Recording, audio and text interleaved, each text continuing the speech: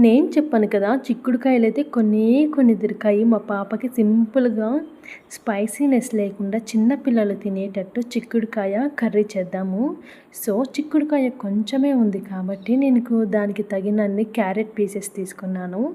So, carrot pieces and చిక్కుడుకాయ బాగా cut చేసుకొని తర్వాత వాటర్లో బాయిల్ చేసుకోవాలి. కొంచెం సాల్ట్ వేసుకొని దాన్ని మనం పక్కన బాగా పిండేసి పక్కన ఇలా ప్లేట్లో పెట్టుకోవాలి. తర్వాత పోపుకి కొంచెం ఆయిల్, ఆవాలు, కరివేపాకు, ఆనియన్ వేసి బాగా ఈ మిక్చర్ని వేసి కలిపేసుకోవడమే. తగినంత సాల్ట్ అడ్జస్ట్ చేసుకొని వేసుకుంటే సింపుల్గా క్యారెట్ అండ్ చిక్కుడుకాయ ఫ్రై అయితే రెడీ అయిపోతుంది.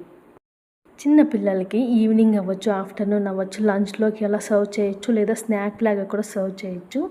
స్పైసీనెస్ ఉండదు కాబట్టి చిన్నపిల్లలు చాలా ఇష్టంగా తింటారు. చిన్నపిల్లలే అని కాదు, మనకి కూడా చాలా మంచిది.